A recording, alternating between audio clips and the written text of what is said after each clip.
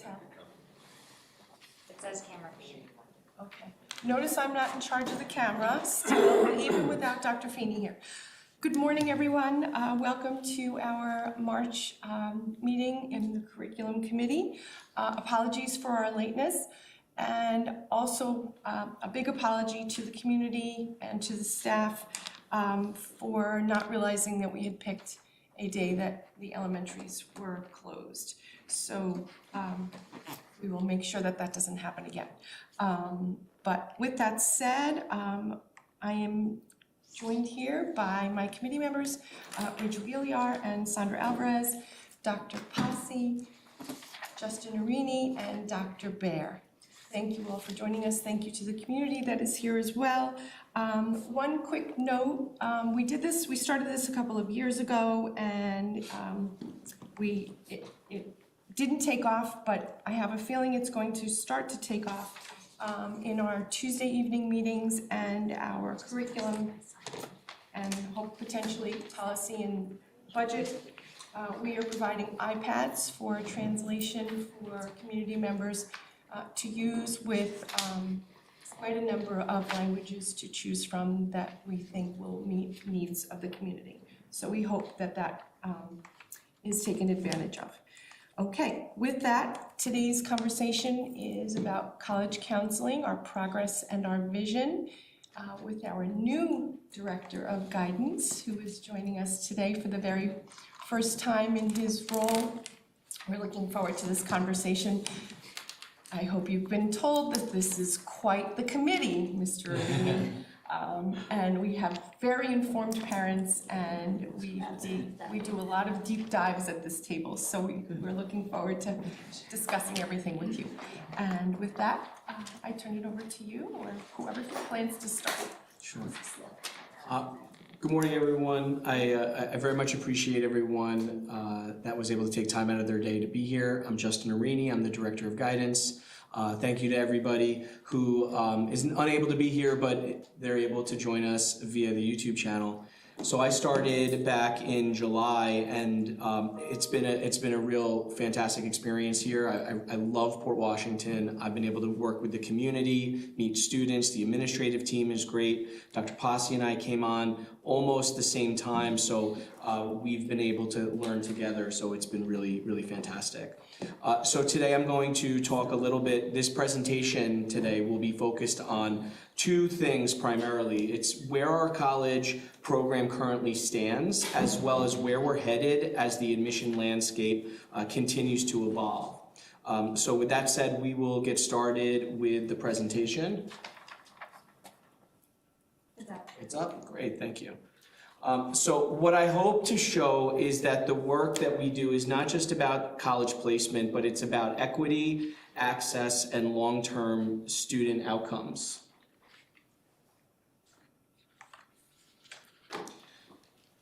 So I'd like to walk you through 6 key areas today. We're going to talk about the college landscape, student outcomes. We're going to discuss national trends, what we see happening across the country, but we're also going to dive into trends right here at home and what affects and is impacting our Schreiber students. We're going to discuss the landscape of college admissions and how it's changing and evolving so that we're best prepared to meet the needs of our families. And then we're going to discuss a little bit about the vision that we have moving forward, what we're currently doing, what we're working on, and what we see, where we see this department going and continuing to support our students through this process. This is designed to build a full picture from context to action. So this is the counseling landscape, and this section really frames out the work of our department. The college admissions process today is significantly more complex than it was 5 or 10 years ago. It's not just about grades and test scores anymore. It's about strategy, timing, fit, access to opportunities. Because of that, the role of our school counselor has evolved to meet those needs. We're not just helping students complete applications anymore. We're guiding them through a multi-year program and process that includes academic planning, social emotional support, and long-term goal setting. At Schreiber High School, our goal is to meet each student where they are and to help them navigate and the complexity in a way that leads to the most meaningful post-secondary outcomes possible.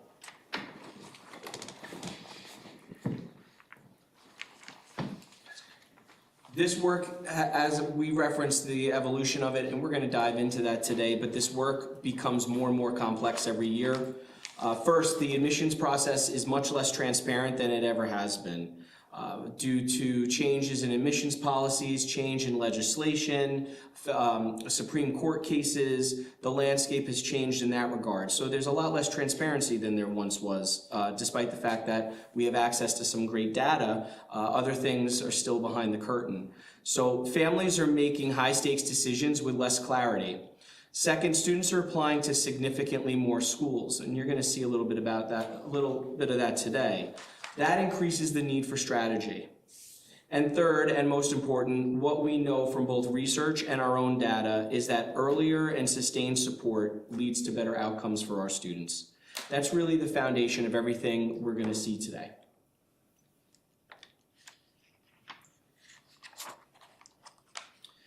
So this slide is important. It shows that the college counseling is not just a senior year task.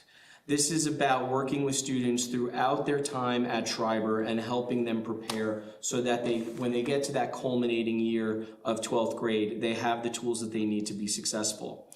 We support students across 4 major phases. That's exploring whether it's college, career, military, trade school, whatever post-secondary options might be for them. We're working with students to help them explore those options, get access to college research tools. We're helping them plan. That means we're talking to them about timelines, whether they're going to college fairs, conferences. We're giving them testing guidance, SATs, ACTs, PSATs. And then we're assisting them in applying to college. So that's typically happening in the first couple months of senior year. We have programs in place to help support them with that. And then we also have a lot of discussion about the financial aid process, grants, scholarships, TAP, Pell, and what's available to help make school more affordable. At the same time, we're supporting the diverse set of students' needs. So we want to work both broadly and be highly individualized with our students at the same time. So one focus of our counseling is ensuring that we are providing equitable access for all of our students, and this is a major priority. So we're intentionally building systems to support our ELL students with disabilities, and helping students navigate the financial process for those that are financially conscious and making financial decisions tied to their college outcomes.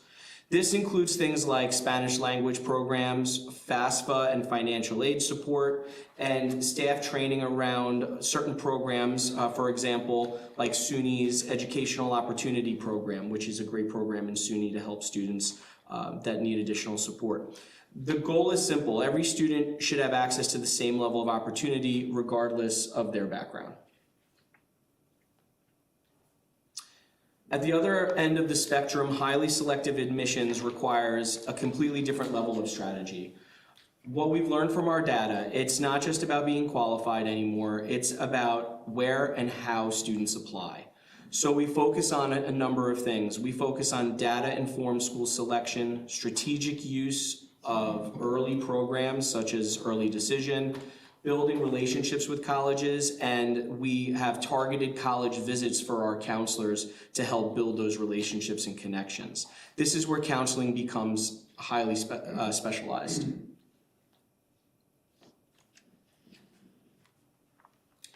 So what you see here is the structure behind our work. As we mentioned, it's not just a senior year process, it's a multi-year system that starts early and builds over time. We intentionally layer support and provide early exposure and planning in 9th and 10th grade, skill building and exploration in 11th, and then highly individualized strategy that is the second half of 11th grade into the first half of 12th grade. What's important here is that every student receives both universal support, but also that personalized guidance that I referenced a moment ago. Whether it's college fairs, workshops, one-on-one counseling, we're creating multiple entry points so that every student, regardless of their background or pathway, can access the support that they need through this process. So just to give you an idea, this slide highlights what is often not seen by much of our community and our parents and students. And this is the relationships that we're building with colleges across the country. So this year, the 25-26 school year, there are 26 different campuses that our counselors or myself either have or will be on before the end of the year. And this is an example of all the schools that we were able to visit. As you can see, they range a spectrum of different admissions criteria, some that are well known, some that are less known. They provide different opportunities for different students, but all of these schools are chosen for a reason, often quite strategically. So we're visiting these campuses. We have college reps on our campus, and both of those, that in conjunction with college fairs, is what we do to help build those relationships. It directly impacts our ability to advocate for students, and this is the strategic advantage that we're working to build.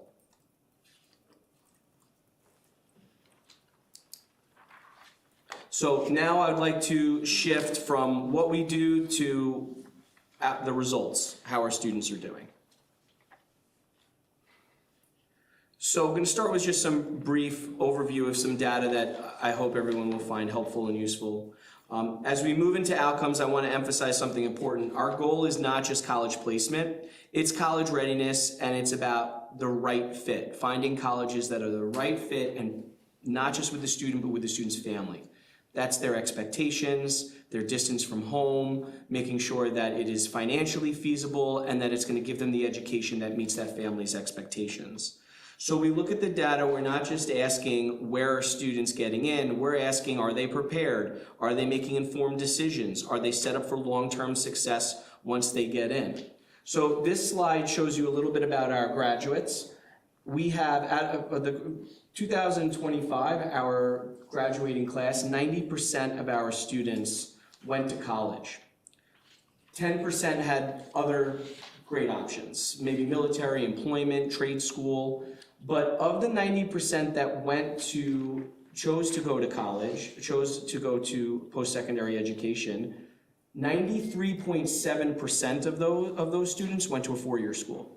So the vast majority of our college-going students are selecting to go to a four-year school, with just over 6% choosing to go to a two-year school. Not always, but typically we have students that are often they go to National Community College or Queensborough Community College, but there are other two-year schools across the nation that they go to for different reasons.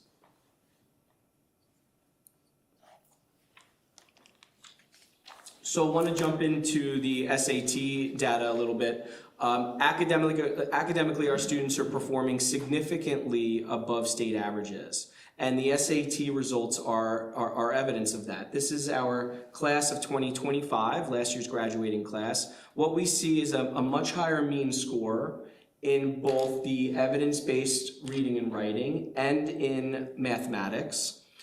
This tells us that our students are not just competitive, but they're well prepared for the college level work.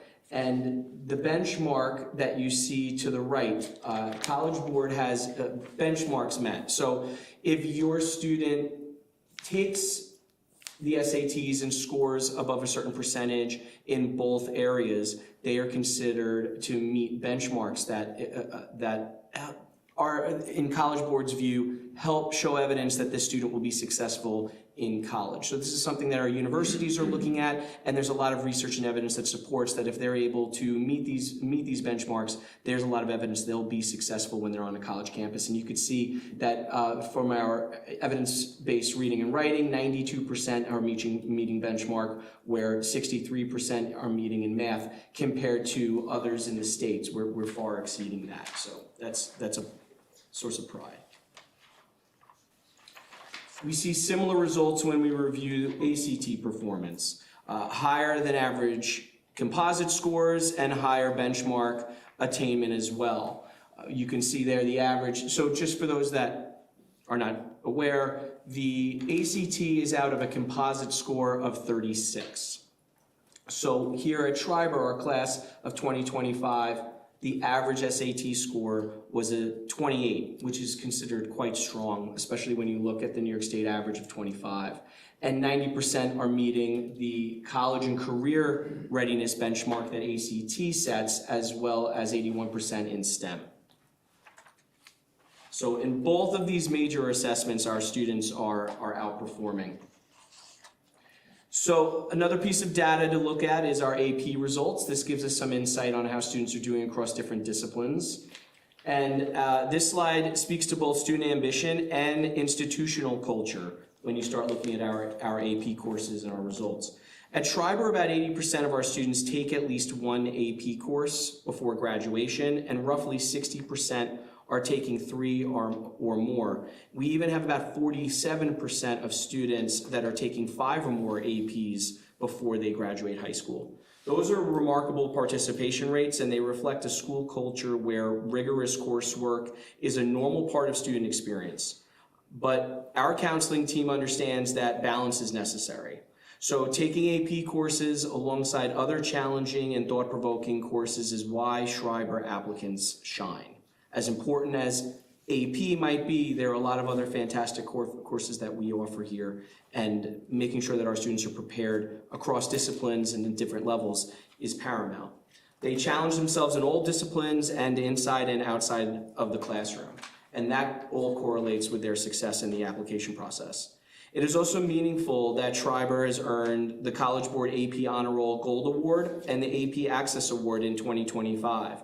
Both indicating that not only as a district are we really doing quite well in providing access to AP courses, but that our students are performing quite well on them as well.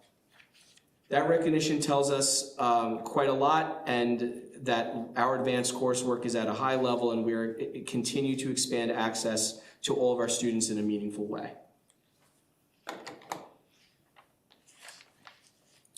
So beyond AP participation, our students are demonstrating high achievement across core academic areas, resulting in strong rates of advanced Regents diploma, as well as with honors and mastery. This matters because college readiness is not just about admissions results. It starts with academic foundations, which start well before they get to high school, and students build on from that here at Schreiber. Okay, and that's why you see some changes coming at the middle school as well, is because we're looking to set long-term goals for our students to succeed as they move up through the secondary level. This is part of the reason our students are able to compete so well across such a broad range of institutions.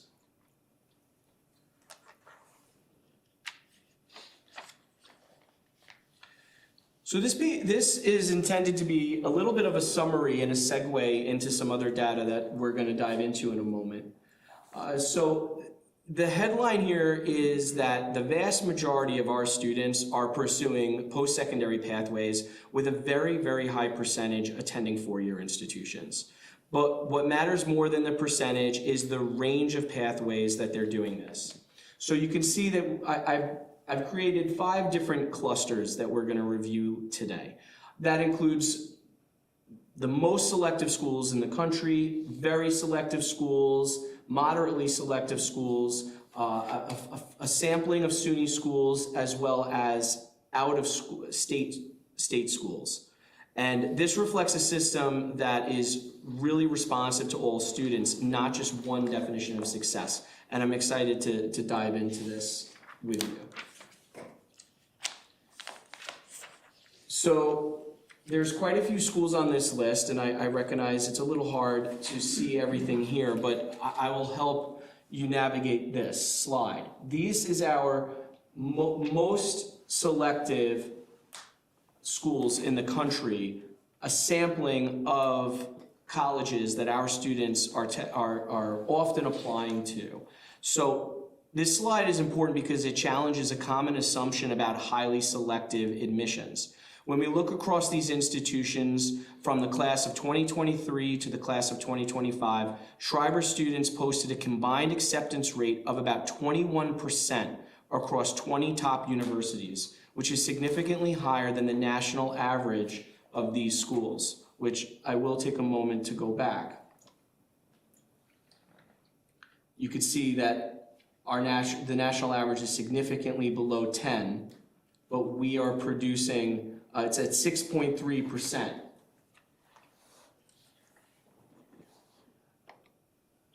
So that does not mean that these schools are easy admits for our students, far from it, but rather what it means is that Schreiber students are entering these applicant pools highly competitive and well prepared.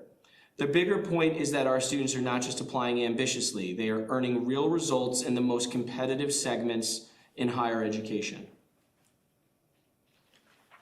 And I do want to point out one thing. It's not included here, but last night a lot of the Ivy League application regular decisions came out. And I don't have all the data yet, but as of like 9 a.m. this morning, it looks like we have about 9 admits into Ivy League institutions from the class of 2026. And we're going to talk about it. I'm going to spotlight the class of 2026 later on, but I wanted to point that out since we were on this slide. So that's pretty exciting. You know, so far we've heard back from Cornell, we've heard back from UPenn and Columbia, where we've had success at all 3 of those universities. And hopefully more will come in throughout the day.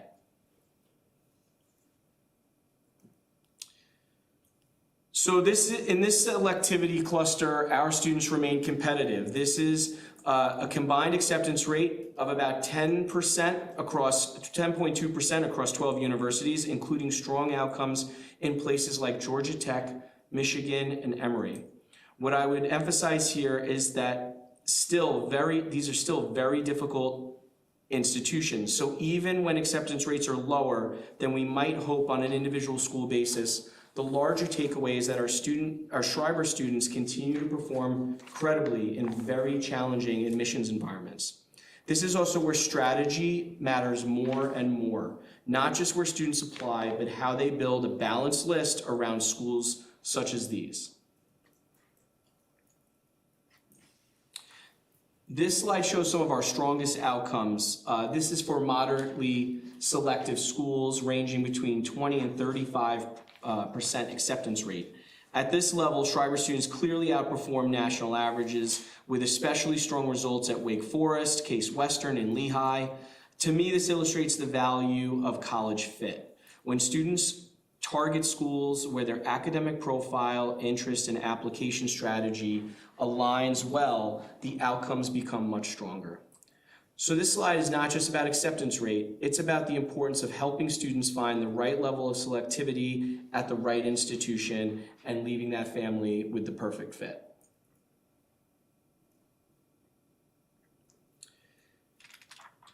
So across some of the most popular out-of-state public universities, Schreiber students consistently outperformed national out-of-state acceptance rates, with standout results at Indiana, Pitt, and UMass Amherst.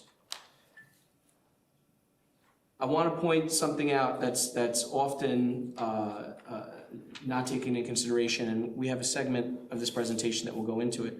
But the acceptance rates for many of these institutions, when you see what they are published publicly, they don't represent what our students are up against. Remember, when we are applying to out-of-state schools, we are at a disadvantage because we don't reside in that state. And we're going to talk about that today. So what this slide tells us is that our students continue to perform strongly, even in a segment where public universities are becoming more selective and more enrollment driven.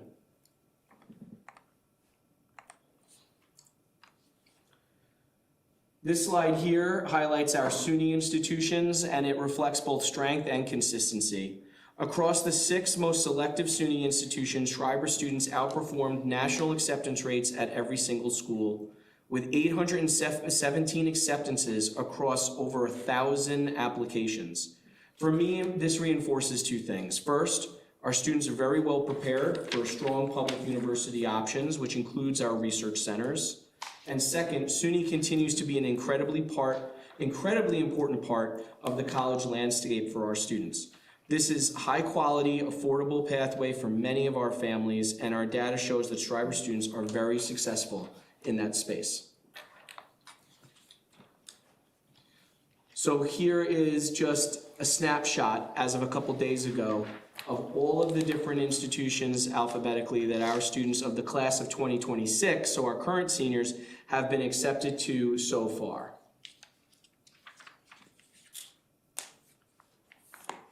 Oops, take a moment.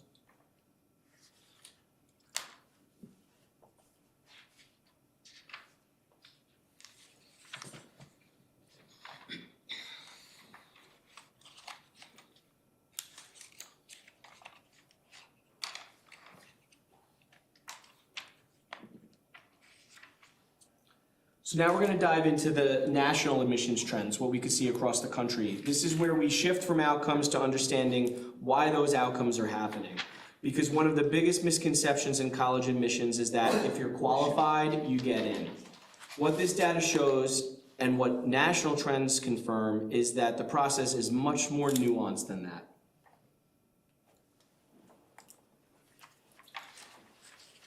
This slide highlights how the broader admissions landscape is shifting, often in ways that are confusing for families. First, we're seeing continued changes in testing policies. Some schools remain test optional, others are reinstating requirements, and many are still adjusting. This creates uncertainty for students trying to decide whether to submit scores. Second, deadlines are moving earlier and earlier. More institutions are expanding early action and early decision options, which means students are making high-stakes decisions sooner than ever before. And third, colleges are becoming more aggressive in recruitment. More outreach, more marketing, more application, encouragement, and incentives, which give families a full sense of accessibility. The key takeaway here is the system is becoming less predictable and more complex, which increases the need for informed guidance.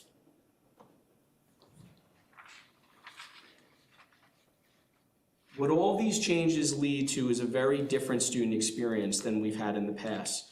Students are now applying to significantly more colleges than they did 5-10 years ago. That increase in volume is driving acceptance rates down across the board. At the same time, early application programs, especially early decision, are becoming a dominant factor in admissions outcomes. What we're seeing both nationally and our own data is that applying early can dramatically increase chances at certain schools. And students who wait for regular decision are often at a disadvantage. So the implication is clear. College admissions is no longer just about qualifications. It's about strong strategy, timing, and understanding how the system works.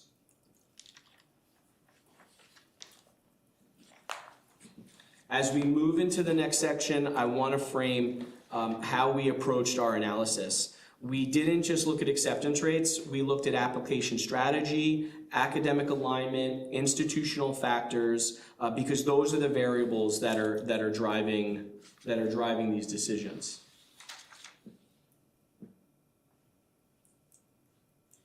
So here are some application trends I'd like to share. We pulled data on the most applied school from Schreiber students over the past few years, and there's 7 schools that seem to be really popular with our students. And this is an example of the amount of applications that we've seen over the past 3 years. So we have Binghamton, Penn State, Maryland, and Stony Brook have all seen a significant increase in applications over the past 3 years. Same trend, Buffalo, University of Delaware, and Pittsburgh round out the top 7 most popular schools over the past 3 years, and you could see in each one of those institutions, Schreiber applicants are up.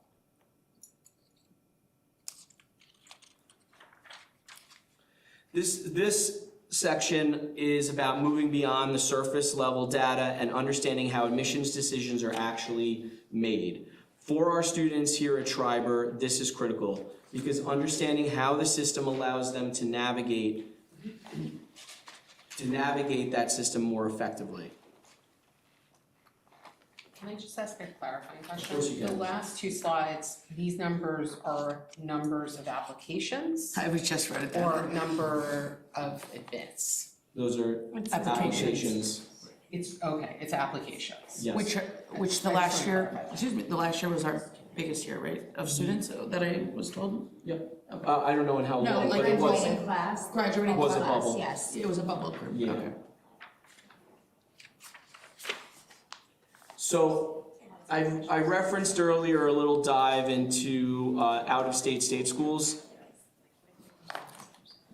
I want to take a minute to talk a little bit about the in-state versus out-of-state residency advantage. We highlighted 3 schools. These are just 3 schools that are popular, well-known, our students often apply to them. And we were able to gain some insight by looking at our data, and we're gonna dive into each of these schools. What we learned from this data is that an in-state applicant in these 3 institutions, and this can be scaled across many state schools, has a 2 to 5 times advantage of getting accepted versus their out-of-state applicant peer. This is one of the biggest misconceptions in admissions and one of the most important advising conversations that we have. The published, posted acceptance rate at these institutions does not apply to New York State residents. They have a completely different admission criteria and acceptance rate.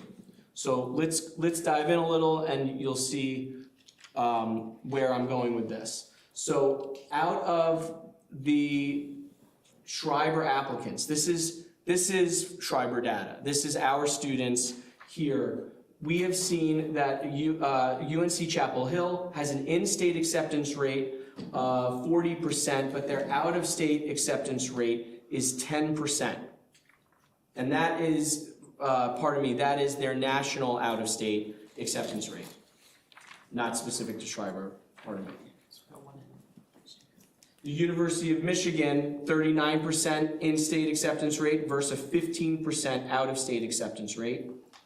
UT Austin, 35% acceptance rate for in-state applicants and 7% for out-of-state residents, which is on par with Ivy League admissions rates. So the rate that our students need to be looking at is that second rate in red. That's the one that applies to New York State residents, not the top line information.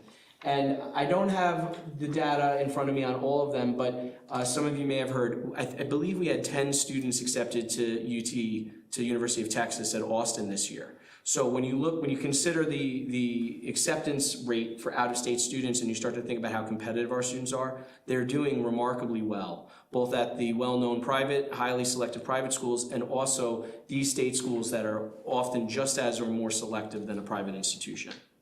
Mr. Arini, can I Yes. just also add in this little section, you can correct me if I'm wrong, in all of these institutions, it partly depends on the program you apply to Yes. as well. The acceptance can plummet to 1% and 2% depending upon the school within the school. Absolutely. So some institutions are a little more transparent with that information than others. So there are some colleges and universities that are going to tell you up front that some programs are more competitive than others. And then other schools will talk about the holistic approach that they take, and they will not let you behind the curtain to see which programs are more competitive. But I think it's pretty safe to say that across any and all institutions, there will be different different criteria expected of their applicants for acceptance. So some programs will be more competitive than others. When you start to look at 5-year combined programs, when you start to look at programs that are in the STEM field, you're gonna find that some of those acceptance rates are single-digit numbers, all within the same institution.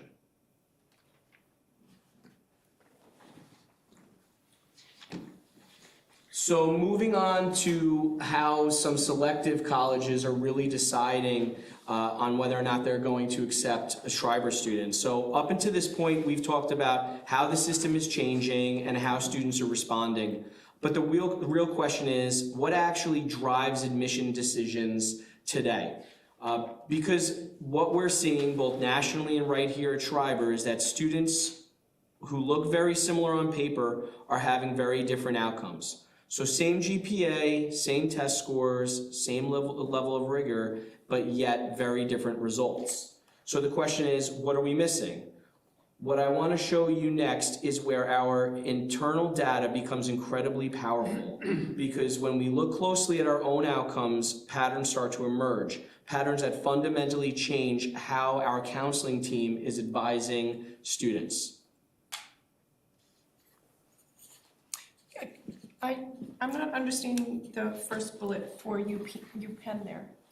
Can you please- So we're gonna dive into UPenn right now. Okay, sorry. No, that's okay. Okay, so this is a look at the University of Pennsylvania, a well-known Ivy League institution located in Philadelphia. So application strategy, especially early decision, is dominating UPenn admissions outcomes for Schreiber.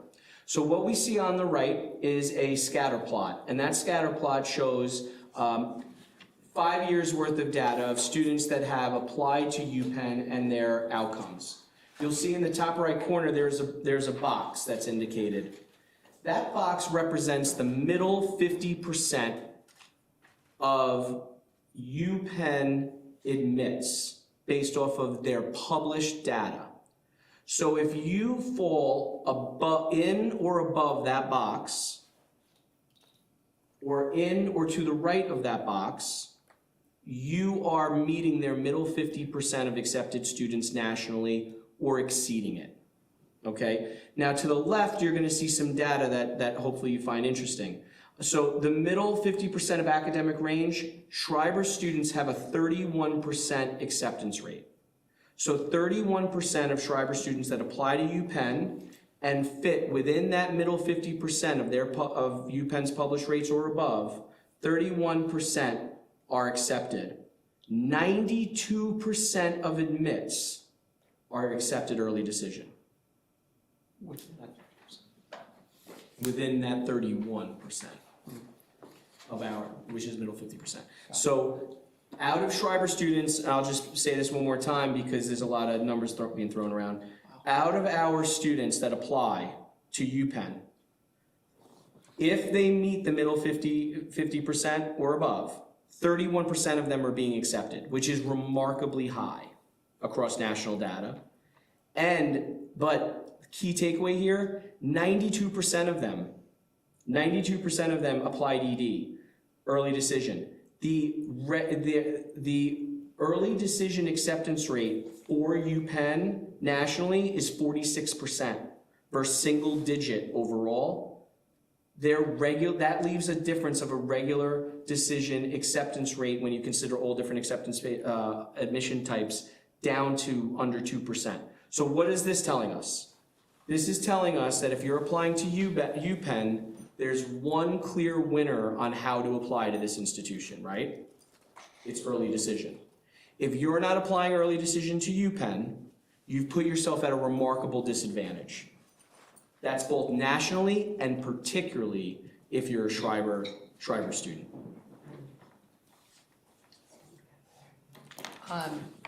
Just a clarifying question for everybody who's looking. I'm correct in assuming all the little X's are students? Yes. So that tells us the volume of numbers of students. That's correct. And the X's, unfortunately, were not admitted. But the little oranges are the admitted. The oranges are the admitted. And the X's are the not admitted. Yes. Okay, for anyone And who those hasn't are- looked at Naviance. Yeah. Those are our students. Those are our students. Specifically our students. Yep. And it says that at the bottom, but there's a lot of text and data going on here, so. Is that over what period? 5 years? Yeah.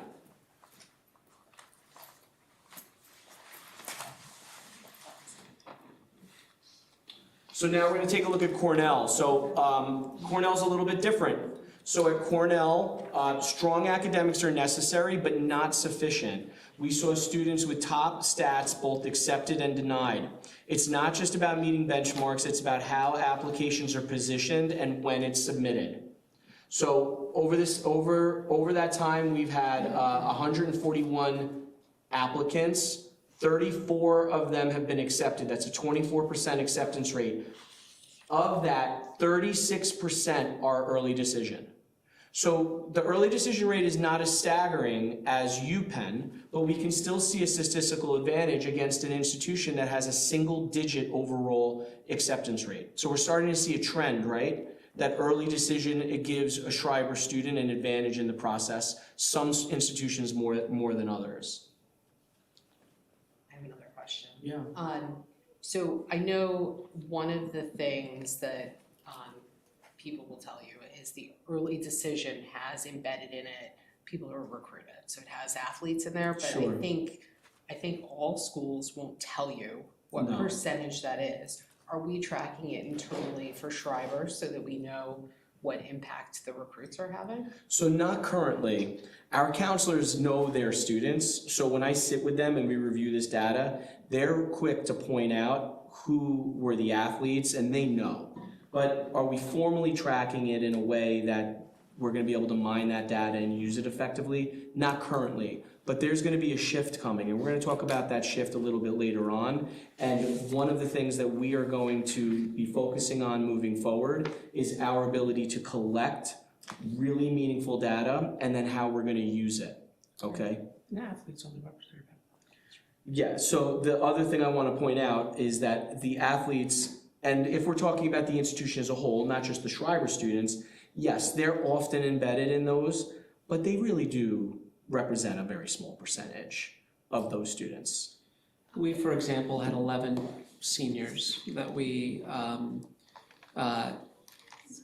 recognized for agreeing to, for signing it for the NCAA. And that was across So it's Division 1, 11 2, out of 400. and that was across 3 divisions, that wasn't just Division Yeah. 1. Okay, that's good to know. 'Cause Yeah. So at least we Not a know in tremendous our amount. data, it probably isn't enough that it's really shifting It's our not. conclusions here. Right, no. And when we do this kind of data analysis, if we find tremendous outliers, and once in a while you do, that would throw off the data that our majority of our families need, we take that in consideration and usually back that data out.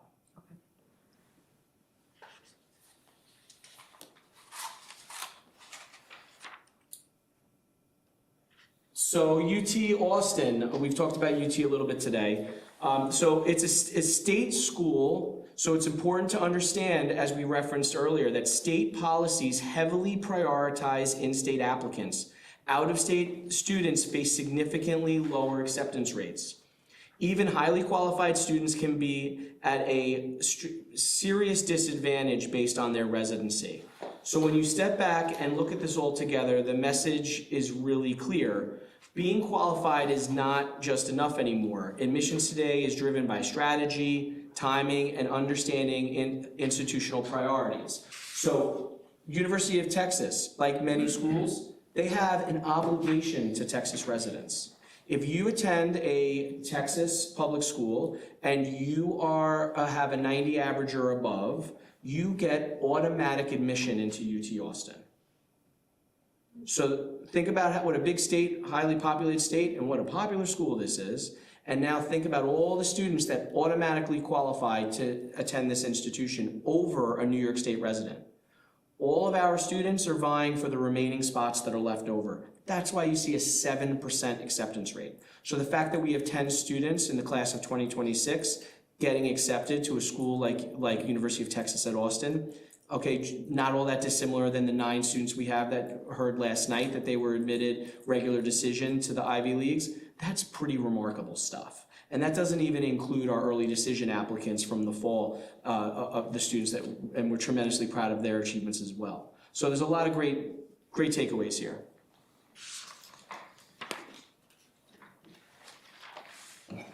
So this section is really about what all the previous slides mean for us operationally.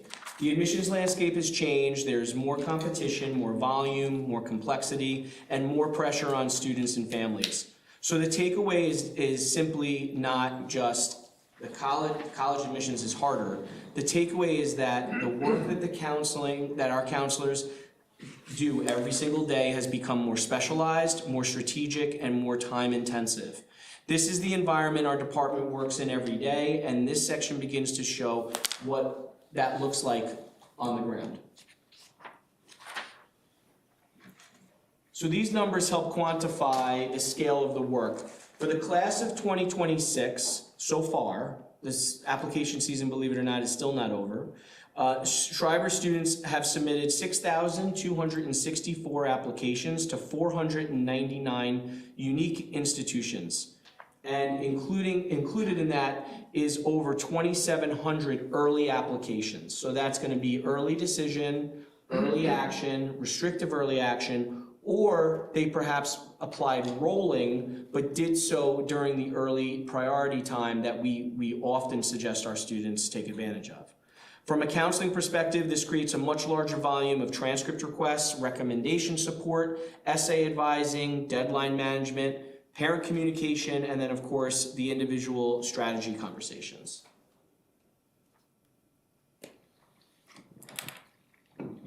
So these numbers can be staggering, but it's helpful to look at. I learned a lot just by preparing for this presentation. This is the class of 2026. So far, their applicants, okay, the sheer number of average applications. You can see the growth from 2016 all the way up now to class of 2025, and we have over the 6,000 applications, 500 institutions, thousands of early applications. If I wanted to quantify this, it comes out to an estimate of about 750 applications per each of our 8 counselors for their senior caseload. That's what he did. The average student is applying to nearly 16 schools at this point. And one final point to point out, that is not just of the 90% that go to college, because nearly every one of our seniors will apply to college. So we're doing this process with nearly every senior.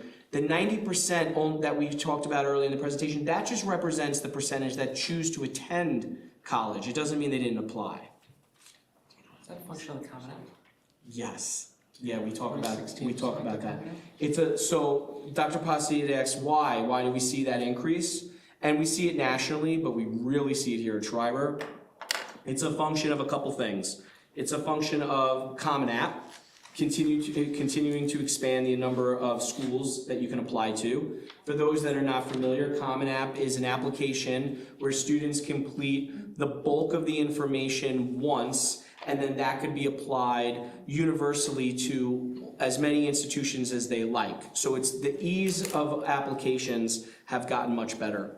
The second thing that has really bumped these numbers is SUNY's free application week and CUNY's free application week. So now in the fall, both CUNY, City University of New York schools, and SUNY, our state system here in New York, allow for students to apply to colleges free of charge. I believe it's up to 5 schools each.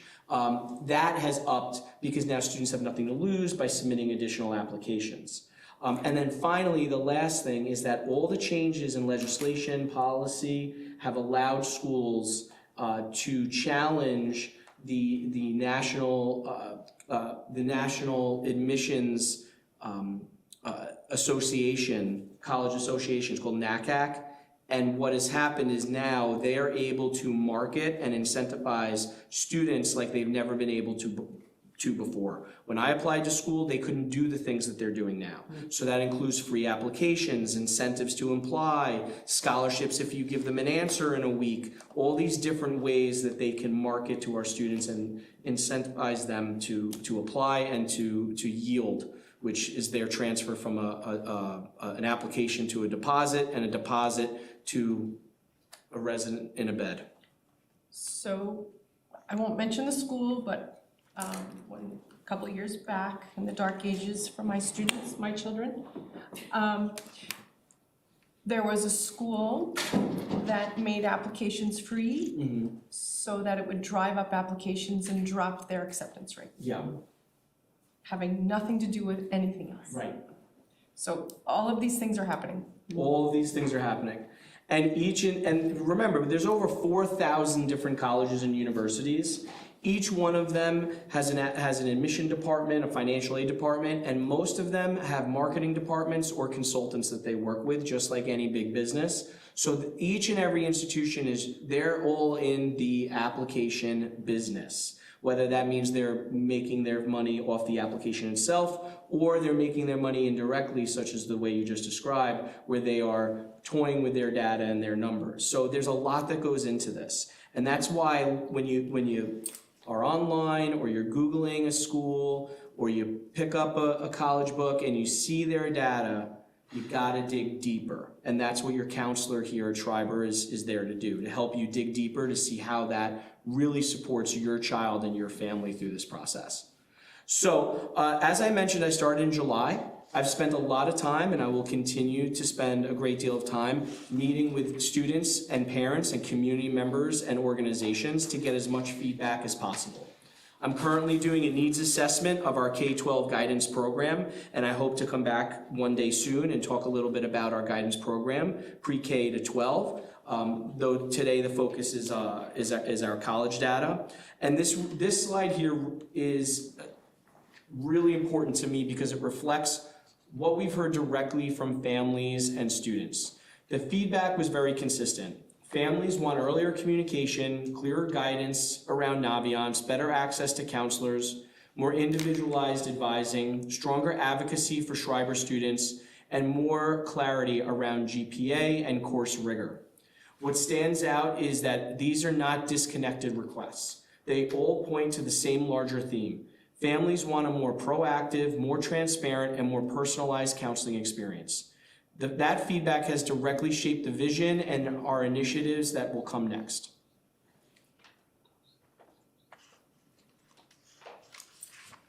So everything in the next few slides is our response to that call to action. It's designed to address both the changing admissions landscape and the feedback we've received from our community.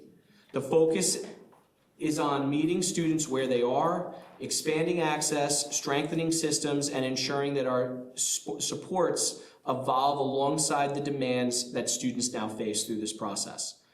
So this is not change for the sake of change. It is deliberate response to what the data and our community are telling us.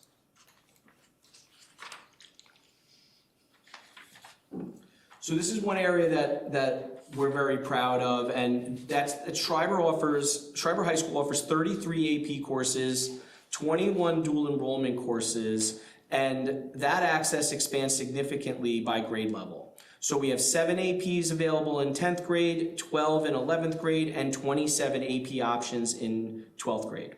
But just as important as the number of offerings is the philosophy behind them.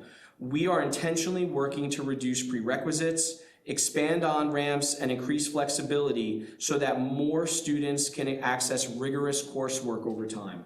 So this slide is really about both rigor, but also how we are working to expand access for our students. We want more students to see themselves as capable entering those pathways.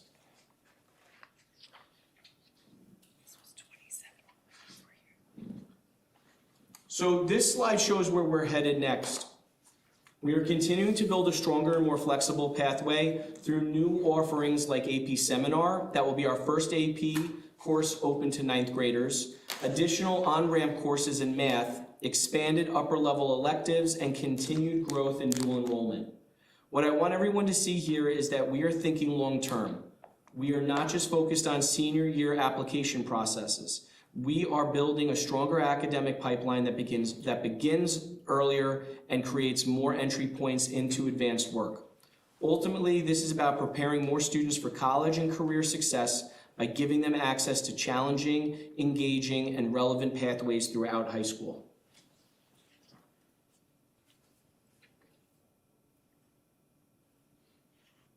So our shift is towards proactive, earlier advising, more data-driven decisions through access to different technology platforms and such as Naviance, Slate, and we have some remarkably talented people in our counseling office that are able to assist us in analyzing data, and stronger partnerships with colleges and universities.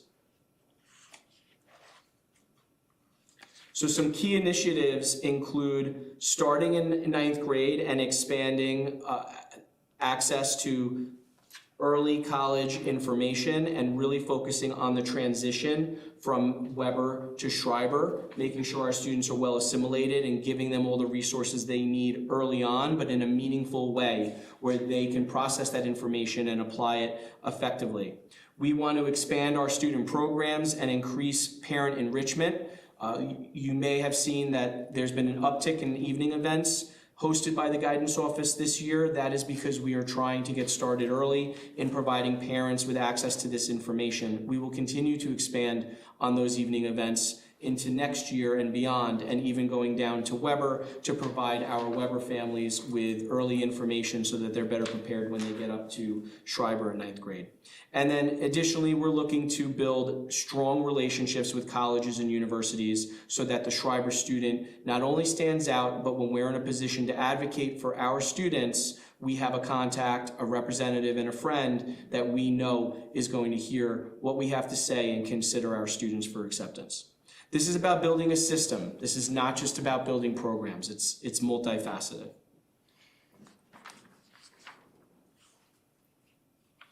So a few fun things that you will hopefully see in the very near future. The first is a reimagined college and career center. So we do have, but I suspect many are unaware, a room 112 in the high school, which acts as our college and career center. It is in desperate need of a facelift, and due to the hard work and thoughtfulness of a handful of our high school counselors, we have submitted for an Ed Foundation grant, and the high school HSA has already said that they would love to join in supporting this project. So we want to rethink this physical space and make it a hub for counseling, programming, and student engagement. We recognize that many of our families have access to the technology that they need at home and the resources they need at home. Not every one of our families does. So having a center such as this will give all families across the spectrum here in Port Washington the opportunity to access all the different components of technology, platforms, and all the different supports that they need to be successful in the admission process. It'll be a welcoming environment for the 100 plus college reps that we have come visit every single fall. It's a great place to meet with students, to do small groups and talk about different college admission plans or ninth grade transition programs. There's a lot of different ways that we're going to use this space, yes, for college, but also for career preparation as well. So our counseling team has applied for that grant, and the HSA has also said that they would like to partner with us. And we're super excited, and we hope that this is a space that will come to fruition in the very near future.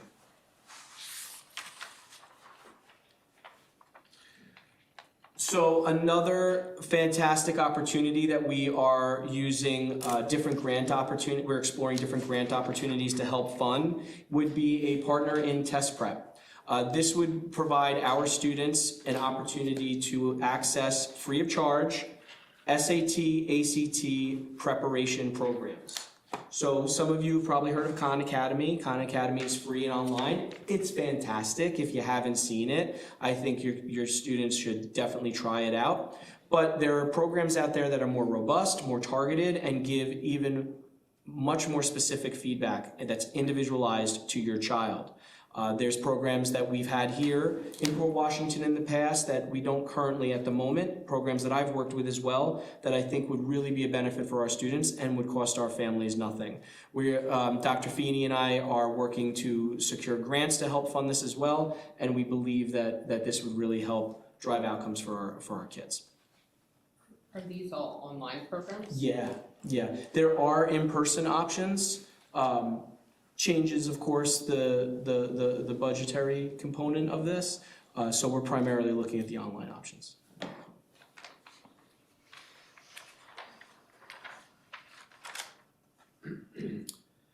So our path forward is focused on 4 things: building capacity, strengthening systems, expanding access and equity, and measuring our outcomes and using that data meaningfully.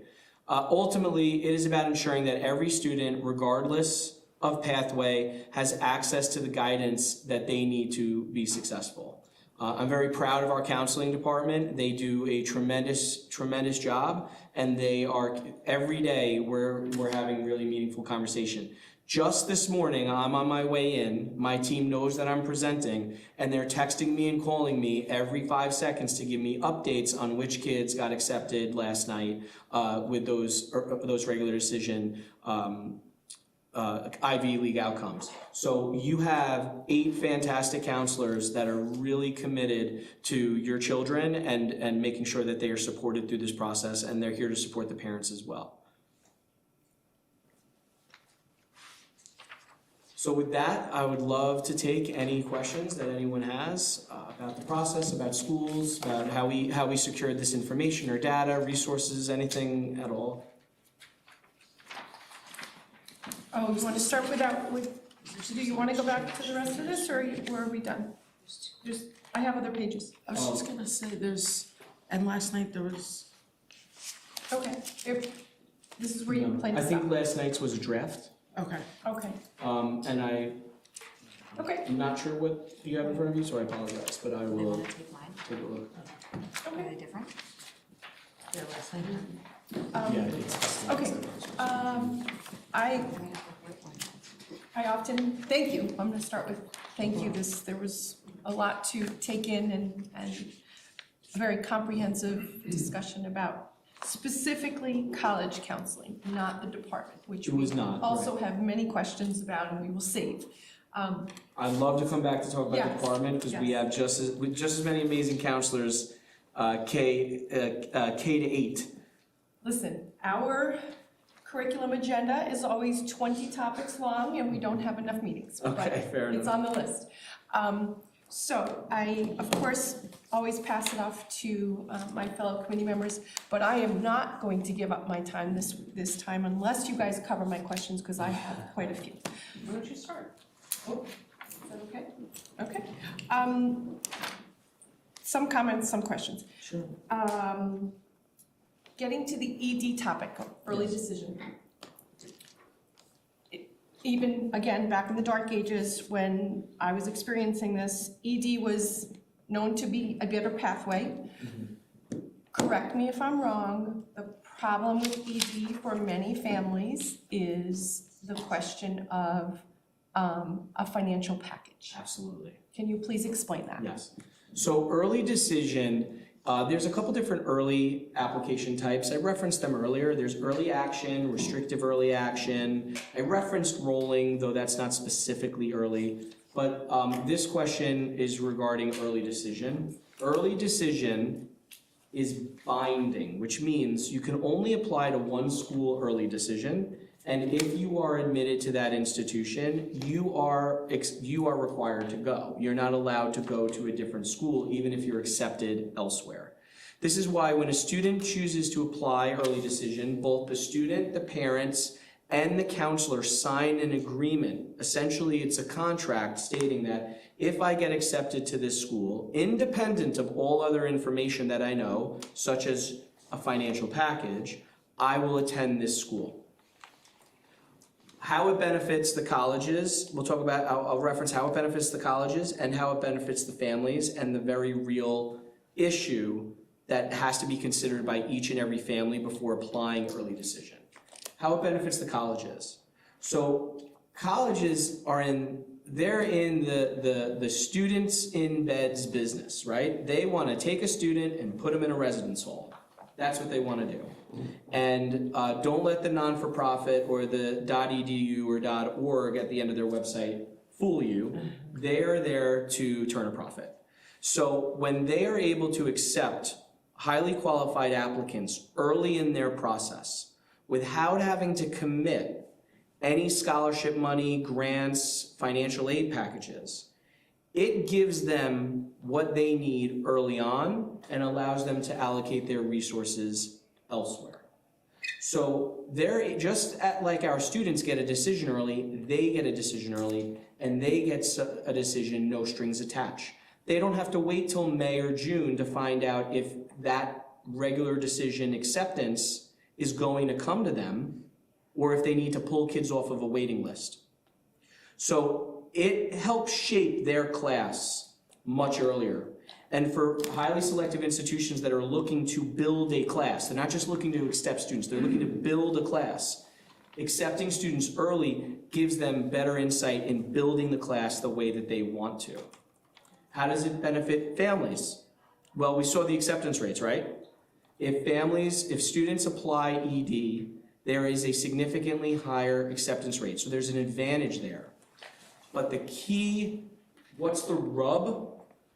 That you have to do that and you haven't received a financial aid package. You haven't seen if your student's eligible for scholarship.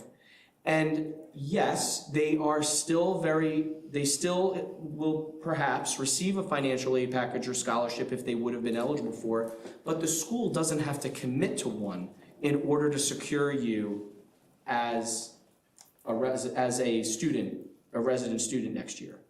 So when a family makes a decision to apply ED, and this is what each and every one of our counselors will talk to you about, it is imperative that families consider the financial implications of that decision. If an ED school is $80,000 a year, and we apply to that school and we get admitted, we're on the hook for that, whether or not they're gonna send us a financial aid package or offer a scholarship. So each family has to make that decision and decide, will that work for my family? Are we prepared for that? And if we are, then it's a great path. But if that doesn't fit into your plan, we understand that, and we're gonna help you strategize in many other ways. So an extension of that, correct me if I'm wrong again, SUNY, there are in-state financial benefits for our students going to SUNY. But SUNY loves taking out-of-state students because, correct me if I'm wrong, they pay more. Yeah, out-of-state tuition, right. So is SUNY required to accept the way that, like UT? No. We are not required to accept a particular percentage of New York State students. So there is a real problem there that they want full-paying students out of state. So that's true. There's no doubt, and especially with some changes with international student visas happening over the past year, we have seen that schools have gone out of state to really help fund their admission class. But I do want to point out our success rate. Yes. Our success rate at SUNY schools is over, I think, 85%. I believe it was on an earlier slide. I mean, we are doing so well.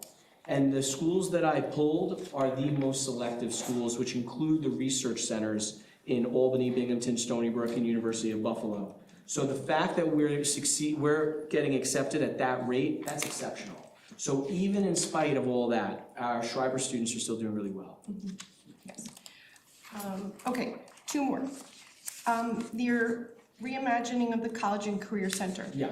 And I am very aware that this is the college presentation, but within that career question for me is students that are not going to a traditional college, but still pursuing post-secondary education to build a career or career skills. So career and technical education, BOCES programming.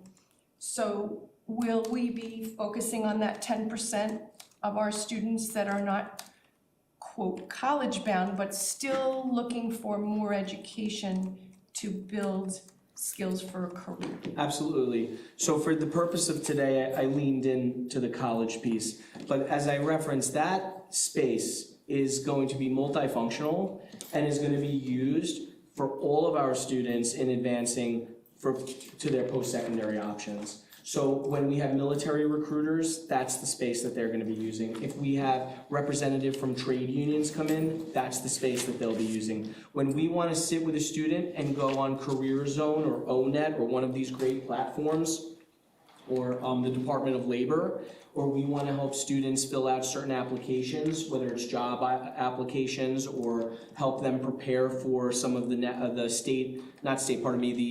the industry assessments that they might have to take, this space would be optimal for that. So, and it would allow them to work in small groups as well. So we do have students that go out and are so successful without college. Many of them could have easily have gone to college, but chose a different path, and that's what that 10% represents. This space will be used just as much for them. Wonderful. Last question. Why college and career counseling matters more than ever. Growing complexity, the admissions process is less transparent. Yeah. Will you please explain what that means? Yeah, so I referenced that a little bit when we were discussing that on that slide. So there has been changes in federal and state policies that have allowed colleges to recruit students in such a way that they've never had before. Oh, that's what you're talking about? Yes. Okay, so it's the games that they're playing? It's the games that they're playing. Okay, And- I just thought that there was more to it than that. No, Okay. but it used to be a fairly predictable process.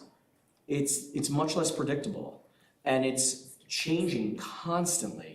Every year it's changing. I mean, look at how we're working with our student athletes, and now student athletes went from potentially getting scholarship to getting scholarship to getting scholarship and endorsement deals to now the institutions can actually pay student athletes directly. That's just sports. So imagine how it is in all different areas. It's really expanded and it's changing. Every year there's new regulations. Got it, okay, thank you. If I pass it off to Rachel or Sandra, whoever's ready. Do you mind if I ask one question, one or two? I'm putting in an email because I have to leave in a few minutes, I apologize. So I'm trying to see. Okay, I'll just do easier ones. Last year's presentation, there was a reference to a potential consortium with Duke, Georgetown, and I understand you were not here at this time, but with Duke, Georgetown, Harvard, UPenn, Stanford, and University of Chicago. Yeah. Do we know any updates? Is that still like a potential? Did it occur? What, I don't even know like the logistics of what that So was I believe referencing last year. I believe what you're referring to is a group that already exists, and I believe it's called Exploring College Options, and those institutions come together to work with counselors and better understand navigating the admission process in their highly selective institutions. I've participated with that group numerous times. I did not this year, and I don't believe our counselors did this year, but it's a great program, but one of a few like it. Okay. And then I'll just do one other one. I will email the rest just for time's sake. I don't think it was referenced, but again, in the prior years, we've heard about, I believe last year was specific through one of the grants, but some of our students, either first generation students or RELL, and I don't know what the makeup was of last year's students, but they took college visits, just to experience. Yeah. So I know it occurred last year. One, the question would be, did it occur again this year and which colleges? So not only did we replicate what we did last year, we're expanding on it. Okay. So earlier in the year, due to the hard work of our two of our awesome counselors at the high school that work with our E&L students, we were able to have the assistant director of admissions from Binghamton University come down and present to families at Schreiber High School. The entire presentation was in Spanish, and it was all about the college information process and how to navigate it. And he wasn't there just to speak about Binghamton, he was there to speak about the process in general. We were super excited to have him. We will have an evening event such as that moving forward every year. We are looking to expand next year to do a series of events that will help support first generation students, undocumented, E&L, talk about the DREAM Act, talk about what scholarships and financial aid is available or not available. But the trip that you're referring to is still happening. They'll be up in Iona later this spring. We're just in the process of securing the bus right now. It's already scheduled. We already have students and chaperones, and we're ready to go. Thank you. I'll defer. That one is grant-oriented, correct? Yes, Okay, so it's something we have to annually apply for. yes, And it is funded by the Ed Foundation, I understand? correct. Okay, so I guess an extension question would be whether or not we should be funding that as a school district and, you know. Ready? Sure. I'm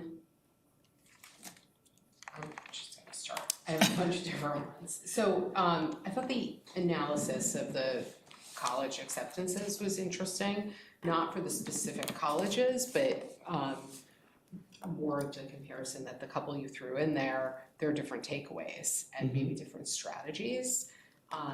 And it seems to me in this admissions landscape where you can be a student who looks like you fit right into the scores, but then you don't get in, that seems really important to me, like the piece that we can control, that we can do to give our students an edge.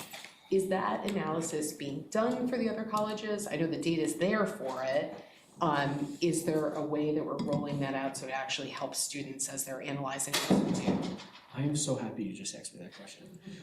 So the answer is yes. And the reason I'm so excited that you asked me that question is because we are trying to do our best to really rebuild Naviance in such a way that's going to be really meaningful for our students. There is data that is incomplete. And one of our initiatives is finding a really effective way to secure data accurately and meaningfully so that we can use it. And full disclosure, there are gaps right now, okay?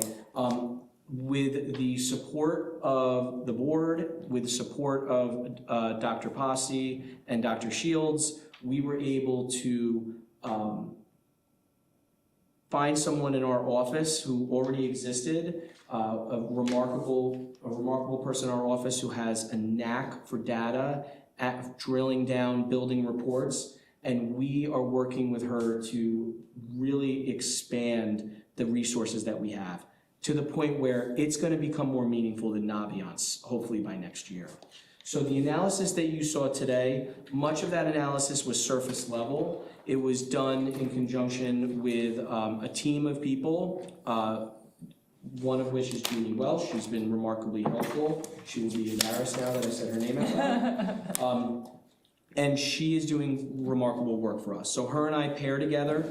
We put together a vision. She goes to work. We analyze the data. We tease it out. We do everything we can to get the most out of it. I'll tell you what we're doing. We have now secured through really accurate methods, through Common Data Set, which is basically a federal database of college admissions data. So it's as accurate as it can be, for hundreds and hundreds of institutions, broken down what their acceptance rates are really, when kids are getting accepted, how rigorous their coursework was. We're able to scale that with pivot tables, with SATs and ACTs, and we are trying to get into the prediction business where we can look at this data and get a really clear idea of what are the chances of our student getting accepted to that school. I heard from her this morning, and when she was telling me about a student, she basically said, so-and-so was accepted, right in line with our profile, right in line with what we predicted. So we are becoming more and more powerful with the data that we have, and it's all we need is really good data. And we're going to do awesome things with it. So you'll start to see that as early as next year, and then hopefully over the next couple of years, we're going to build something pretty special.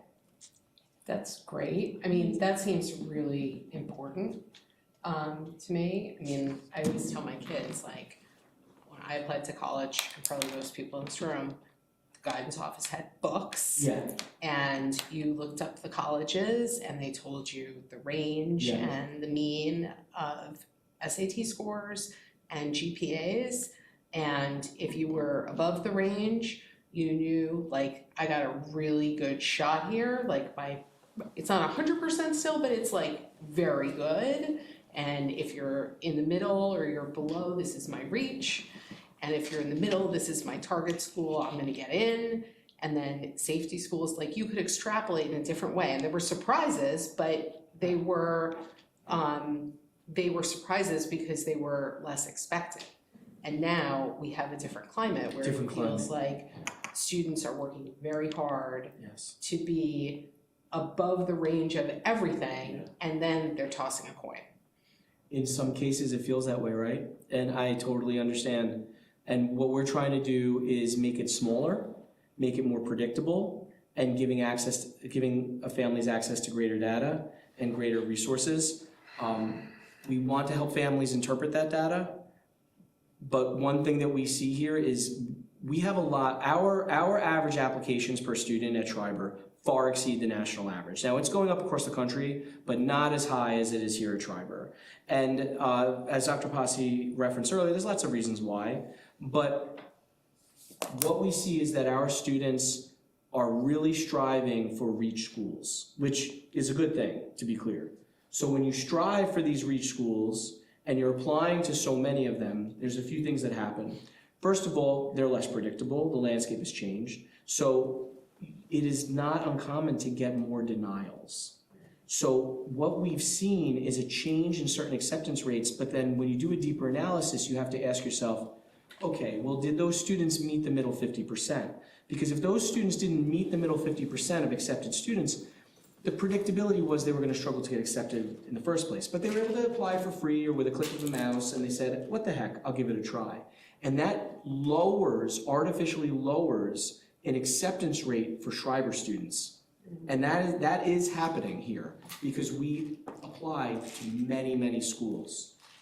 So that I want to get past that surface level data and really tease out what's happening. And the predictability of it is important. 92% ED to 31% to UPenn, 92% of that being ED. That tells us something huge. We need to inform families of that. All we can do is inform them, and then they decide if that's the right decision for them. Right, but with the information, they can make some different decisions. And it seems to me that it's not just a conversation about like the most selective schools. No. It's a conversation about all the schools. We just happen to and highlight figuring out what the few I know today. you just picked a couple. Yeah. But I don't want anybody to get hung up on that. No. Because I think, look, 90% of our students are going to colleges, like, we're really worried about all of them. All of them. Getting all of them. And we're doing this analysis for all of them. We had slides built and data across the board, but we figured at some point people's eyes would go blurry, so I want to save everyone's vision. I have a couple more specifics. Sure. So on some of these, you gave us like percentages of Schreiber students getting in versus national percentages. Or state, yeah.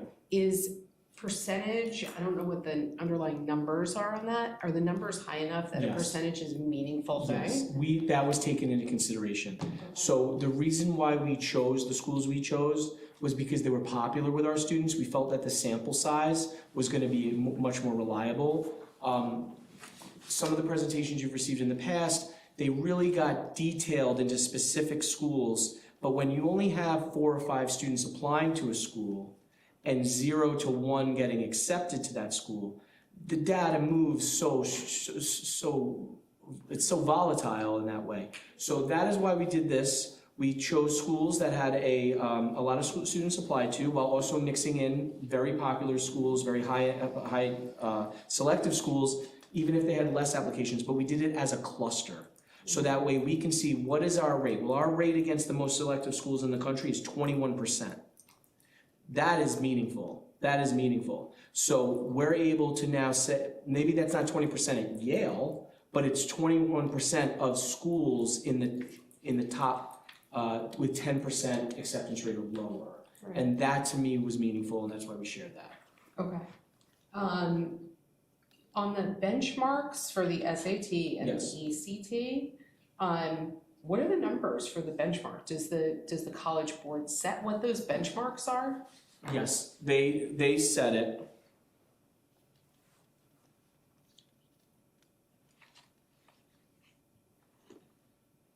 And I will see if I have that data in front of me. So, okay. So you're asking what the benchmark number is or the amount of students? No, I see so I was trying to back out the math in my head, and I think there's not enough information there to do it, right? Because you can see what our mean score is, Well, what's our? and then our percentages on the benchmark, I was kind of surprised that they were lower in some cases than I expected them to be based on how well our averages were. That information is available every year. SAT, College Board puts out a cohort report. It comes out in August. The data that I pulled came from that cohort report, the 2025 cohort report. I took screenshots in preparation for any questions we might have, but I did not take a screenshot of that specific question. So what I can do is I can get back to you with that information, and I would be happy to share the cohort report with anyone that's interested. It's public information, and it will outline what those benchmarks are, like what that number is, and if it changes year to year, and I'd be happy to provide that. I'm assuming it does change every year because it will be based on, very much like the Regents score changes every year, and all of those other scores change every year based on the results of the cohort. Yeah, and I can give you more disaggregated information on that. Okay. On the moderately selective college slides, you had said something like you thought it demonstrates the importance of college fit. Can you just give us a little more detail on that? About College Fit? Yeah.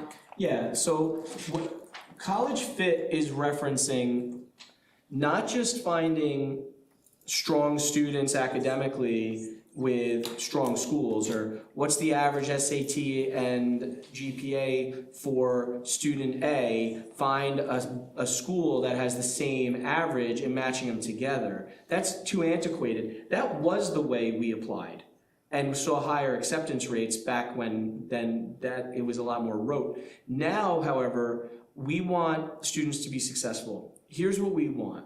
We want a Schreiber student to go away to college, or locally for that matter, but love their decision, be successful, and graduate in a reasonable amount of time. We want them to look back on their experience and not just be proud of their time at Schreiber, but be proud of their time at that institution. When students transfer, and the national transfer rate is over 50%, over 50% of students that go away to college are transferring. Yeah. Wow. So we don't want our students to make a decision that they eventually family regrets. So finding the fit is how we do that. Having conversation about proximity to home. Understanding that as big as Schreiber is, we're still quite a bit smaller than Penn State or Syracuse or Wisconsin. Like, the size of the school has an impact. What kind of learner are they? Are they someone that's super independent and motivated, or do they need a little support? What kind of environment are they going to succeed in? How are they going to do in the climate? You know, if you're my sister, you were only going down south because she saw the beach. So maybe I misunderstood what you were saying, but is there a way in the data that we see that college fit is happening or is part of this? Unfortunately, that would be much more qualitative and anecdotal. And one of my goals is to set up more of an alumni network where we can gather feedback. There is data that's out there through the National Clearinghouse to see how our students are doing when it comes to their progress towards a college degree, or if they transferred. That is something I'm looking to explore to see how we're doing and assess whether or not our students are fulfilling their commitment to that institution or if they're transferring. We will be able to produce data on that. We're gonna have to pull a lot of different experiences, surveys, cohort data from the clearinghouse. And then I think that some of the opportunities we have when our students come back to visit, having those conversations with them. But you won't see a direct correlation in a number, unfortunately. But we will definitely be able to take the temperature of how we're doing and report back. Okay. You had mentioned, so 90% of our students are going to college. We have this 10% that's not going, but I think you said nearly all of them apply to college. Most of our students apply. So do we know what's happening there? Because I was surprised by that. I was not surprised by the 10% not going to college because, you know, there's careers in technical fields, there's the military, there are other pathways that make sense for people for whatever reasons. That makes sense to me, but then do we know, is there something happening there where they're thinking about going to college and then they don't go? Or is that just a keeping your paths open and not something to be concerned about? A little bit of all the above. First, you have social pressure. So Port Washington's a competitive place. Our students are competitive. We just spent quite a bit of time talking about that. So when all of your friends are applying to college in September and October and talking about college, there's a social pressure there. So even for those students that college might not be the answer for them or what they choose, many of them continue to move in cadence with their peers up until a certain point. So that will often include having post-secondary conversations, college conversations, junior conferences in 11th grade, and completing and even submitting applications. But then at some point, decisions come in, discussions are had, finances are reviewed, there's many reasons, and a decision to go a different way is determined. Now, that's not true of every student of the 10%, but it's certainly true of quite a few of them. I don't have the statistic of what percentage of our students apply to one or more colleges. I would be interested to look at that, but I would say it's probably over 95% of our students are applying to at least one college.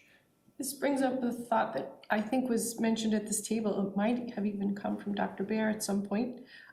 What is that term for the summer where students had a plan in June and then by September they're not going to college? Summer freeze or? No. I know there's It's like they fall off the radar and then Yeah. they just don't go. So that. There's a word for it. I'm sure that there is. I'm not recalling it at the moment. But what you're referring to is students that on decision day are wearing their T-shirt, their hat, flying their banner, super excited to go away to school. Everyone graduates, has their the college on their hat and the sticker on the back of the car, and then all of a sudden something happens between then and September, and they don't end up going. It's common, unfortunately. I haven't been here long enough to see the effects at Schreiber, but I can speak from my prior experiences. It's common. And the way we find out about that is through some national databases that are available to see if they actually started and if they went full-time. That's that clearinghouse data I was referring to. That will give us insights into that. Summer melt? Yes, Summer melt. yes, that's the It's word. new for me.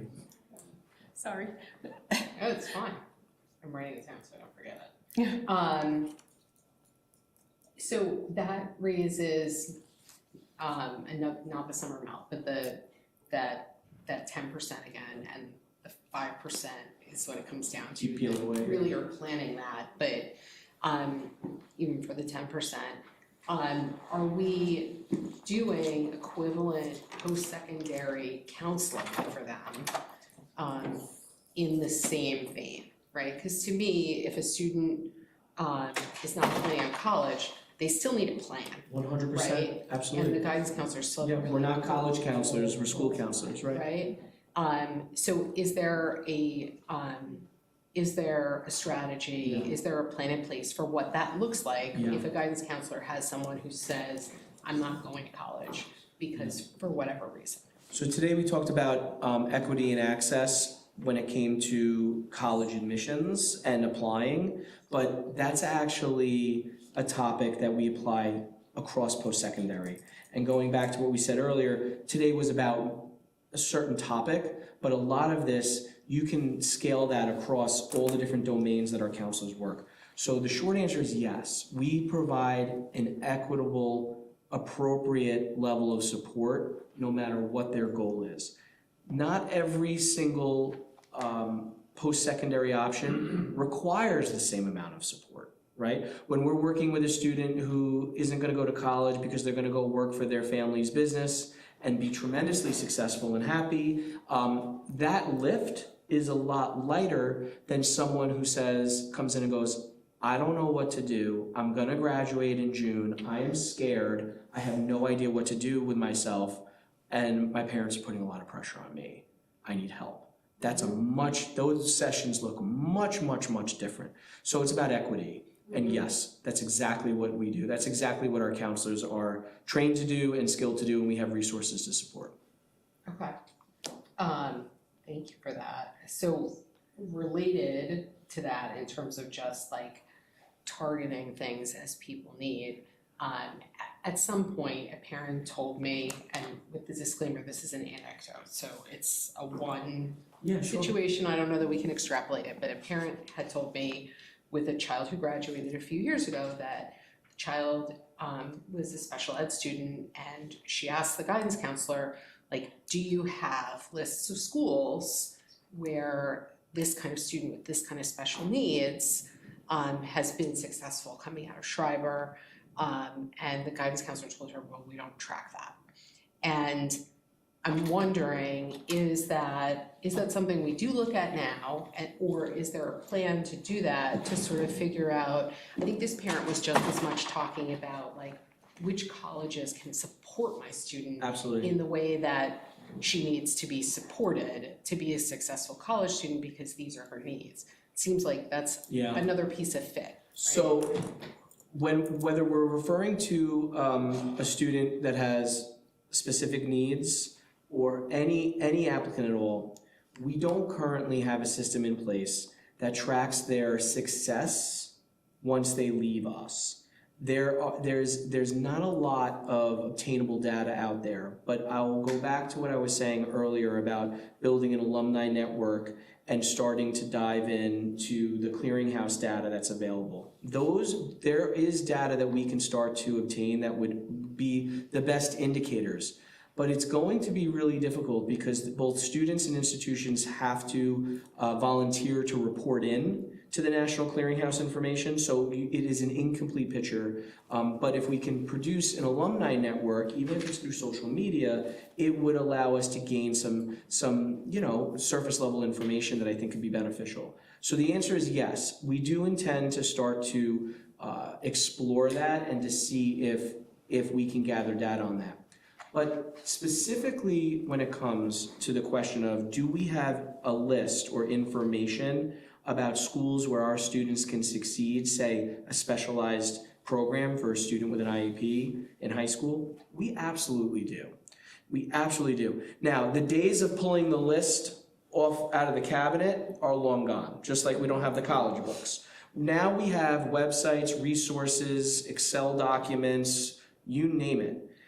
We have a lot, it's driven by technology, but absolutely. We can talk about Adelphi's program, Marist has a wonderful program, Hofstra has a fantastic program. We can talk about the difference between a specialized program versus a program, say at like SUNY Farmingdale, where it's not quite as specialized, but yet you have, your typical support that's through ADA and IDEA.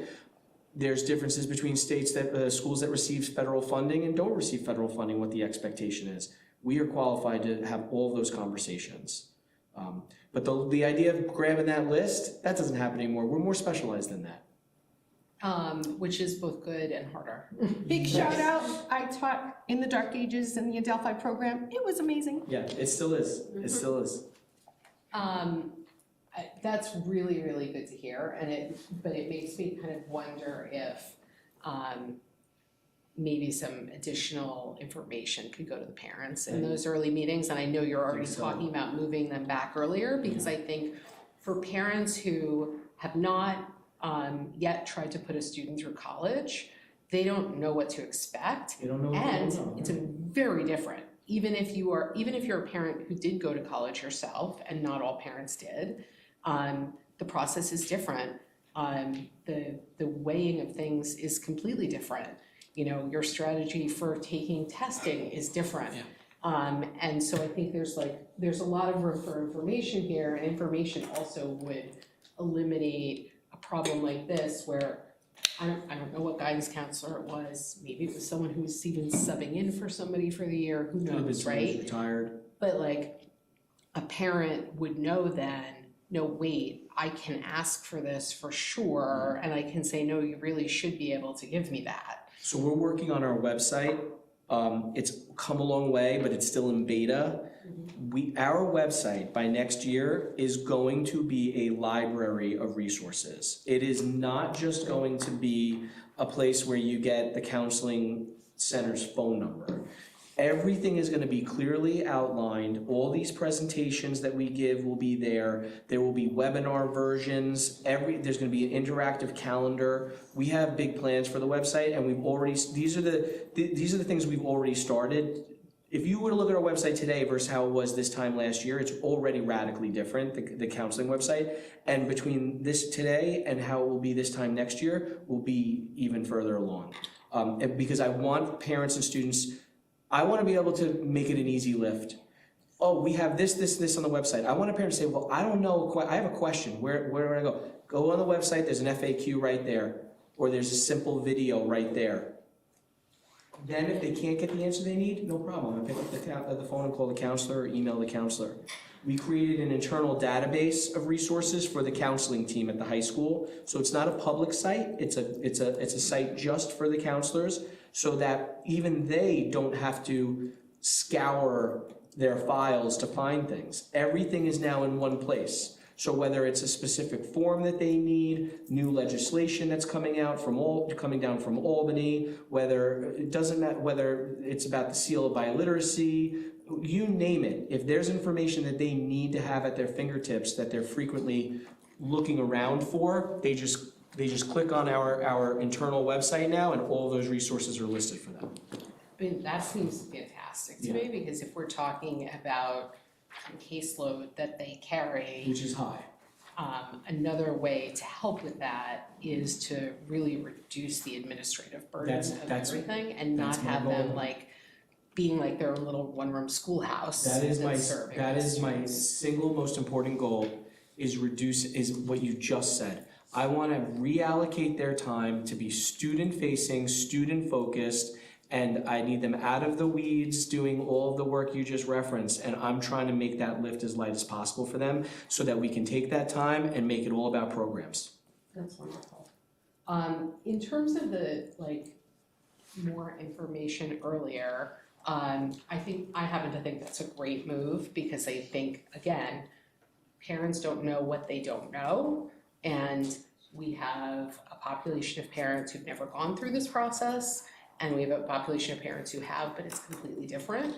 And so, students whose parents are going through it with them for the first time may be at a little bit of a disadvantage. Of course. I don't know, this is a guess, nobody has said this to me, but I think students now get their Naviance password sometime Too late. after January of junior year, Yeah. right? But even into the spring, right? It's whenever that first meeting is, and I kind of wonder, because I know what the philosophy in this district has been historically, if some of that was a sense that it would be stressful or, freak them out to be looking at it. And I think I see it the opposite way, because I think when you give students access to that data at the end of junior year, there is this immediate freak out sense of, oh my God, well, where am I gonna be? And I wonder if they weren't thinking about this earlier, if it could just be part of the things that they're thinking about. Yes. We obviously, as the adults, have a complicated task there, right? Because you don't want it to be that what we've done is taken high school and made it entirely into getting into college, right? They should be I totally living agree the with you. experience, There's so taking the much to classes they gain. like, Yeah. right? But I really wonder if we couldn't strike the balance a little bit better. So I've been doing this, I've been a director of guidance for 10 years, I've been in education for almost 20. And I wanna be honest with you, no matter what we do, we will always have we'll always have students that will be anxious and stressed about the process. And whether we move the process up or move it back, there's always going to be an unintended consequence. Our job is to predict what those unintended consequences are and prepare for them. So I have met with individuals that feel as though it's college, college, college. That's all we talk about. This is so much pressure. And when you peel back the layers, college isn't the problem. It's the uncertainty. It's the social pressure. It's feeling uncomfortable not knowing what you want to do. It's going to Thanksgiving and having the aunt you see twice a year sit across from you and say, so what are you going to major in? What's your plan? It's getting late. What are you going to do? You don't want to be left behind. And then then they don't eat any turkey for the rest of the evening. So we need to be strategic in providing everyone with as many resources as possible, but doing it in a developmentally appropriate way. Just like when we bring all of our students in September, we don't need to give them all of the information all at once. You talk to the 9th graders and you try to do that, and they'll remember the first sentence and nothing else that came after it. So like next year, we're gonna have a transition program for our incoming 9th graders. It's gonna be broken up over 3 different programs throughout the year. It's gonna chunk the information that they need to know the first month versus what they need month 4 was what they need month 7. It's gonna look different because they can't handle it all at once. Scale that out. Our families can't handle it all at once. So we need to be able to give them age-appropriate information, but do it sooner and make it accessible. And for those families that are not ready for it, be ready for them and meet them where they are. One of the things next year I wanna do is a college info night specifically for families whose first child is going to college, okay? So I'll still do the college evening events, but I wanna run an event where everyone can come in and be vulnerable and say, I don't know anything, I need help. And we're gonna get into the weeds on the basic stuff that we take for granted when I sit here and throw out FAFSA and TAP or Pell or ED or all the different acronyms that I take for granted every day because I'm living it. They don't know. So I want to provide, a college 101 for those families that this is their first child and they need the basics. That's great. Last question, but it's like so the thing that I really appreciate this, and there's a lot of important data in here. The thing that I have been thinking about vis-a-vis our guidance department for years is how do we assess whether or not we are doing the best we can for them? Because that seems to me to be a harder thing to measure. Right? We have a lot of good student outcomes, but how do we measure whether somebody is landing at the college that was the best fit for them, right? How are we measuring whether or not they're getting into the best program for what they want to do in the future, the best program that they can get into based on their particular portfolio? That seems harder to me, and also something that's really important, right? How do we know that we're doing our best as opposed to we're doing well because our students are performing well? Yeah. Is that part of the transfer info and dropout? Not to the degree that we're talking about. That's a lot more advanced. The clearinghouse data does give us some good information, but how you interpret the data is what matters, and I think that's what you're applying, right? Is the context behind it, not just the numbers. So one area that we can definitely improve on, and our seniors will see it this year, is how we obtain information from them when they're exiting our district, okay? So there will be an exit survey given to each and every senior this year. And that exit survey is going to collect a lot of information. Everything from can we contact you? Do you want to be part of our alumni network? To how do you do, like, to what course was the most meaningful in your experience? Like, who had the biggest impact on you? What advice would you give the 9th grade you right now, right? These are the things I want to hear and know, because we want to use this in our counseling. And I learned, I've referenced it a few times. I took for granted, I knew nothing about a block schedule, okay? I've never worked anywhere with a block schedule. And I came to Schreiber, I came to Port Washington, and I'm learning this block schedule, and the poor assistant principals have to tolerate me when I'm sitting there trying to understand how to read a schedule. They were very patient with me, and I almost understand it now. So, but one thing I said to myself on the car ride home is, why are we doing this crazy block schedule? This seems wild.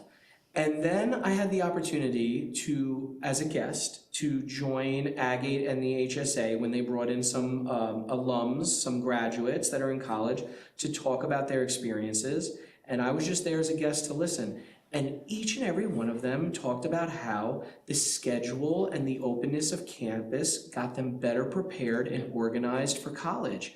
And I was like, holy cow, I totally missed this.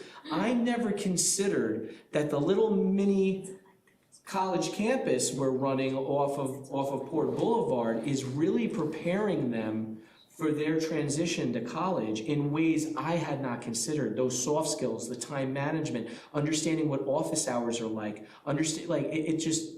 it's really meaningful. Those are the things that are hard to quantify that we're doing at Schreiber that isn't being done many other places. And I have a whole newfound respect for our scheduling process now. I love that. I'm good. Okay, yeah, we are way over, and of course, there's community here, so we can't have them not participate as well, and I apologize for the lateness again. So who do we got? Anybody? Oh my goodness, are you kidding me? There we go, Denise. Really? Thank you so much for this, and I apologize for being a little late. I was listening on my way. It was an excellent presentation, and I really look forward to seeing, what's in store for Schreiber Guidance going forward. I did have just one thought about the idea of like predicting where kids will get in and like the software, and there is still the concept, I think, of holistic review, which you really can't use like your predictive data on, because I'm sure from even this past year and years before, there's students that you maybe would predict would get in somewhere and didn't, and someone that you would never predict would get in and did. So I do think that the schools say they use holistic review, and I think a lot of them actually really do. So that's something that maybe the model wouldn't really truly get into. So every school tells us about their holistic review. The reality is that I'm still waiting to see the evidence that supports how they're using and what that means. I feel like it's become a catchphrase that they all go to and lean into. I'll tell you what some of our data is showing, not in every school, but some of the data is showing that, I forget which institution now, oh my goodness. One of the schools where our students were denied, every student that was accepted submitted an SAT score during a test optional year. Every single student. Out of the group that was denied, this SATs that they submitted either was not within their range or they did not submit SAT scores. Now that's from a school that was test optional and said, you don't have to send scores. Now, I don't know what that means, it's just data, but it's hard for me not to look at that and ask myself, well, wait a second now. If it's not required, then why are all of the admitted students to this institution, why did they take the SAT? So this is when our college visits become really important and our relationships become important. Because now I can call that rep, or when I'm visiting that campus and I'm sitting down with the dean of admissions or the associate dean of admissions or director, I can say, look, let's talk about our students. Here's a profile of the students that have been accepted over the few years. I can't help but notice that they all submitted SAT scores. Can we have a conversation about how you use SAT scores in the process? Will they come out and tell me, oh no, we secretly do want them? They won't tell me that. But what they might do, what they likely will do is they will tell me how they analyze those scores, which will give me the information I need to go back to our team and say, hey, here's what's happening behind the scenes. How do we leverage this with our kids? Right, and I think the visits will be good in the other way, in that the process is very opaque. You know, those institutions have their institutional priorities. You can find out what they are on their websites and everything, but a lot of the times you have a kid who's admissible to the school Yep. and just is not admitted for Yep. some reason. Because Yep. like you said, they're shaping their class. They may want someone that has, a certain extracurricular, but you don't really know that. They're not saying, we're seeking oboe players this year, like apply here. So you sort of have to just apply and hope that your profile is the right one.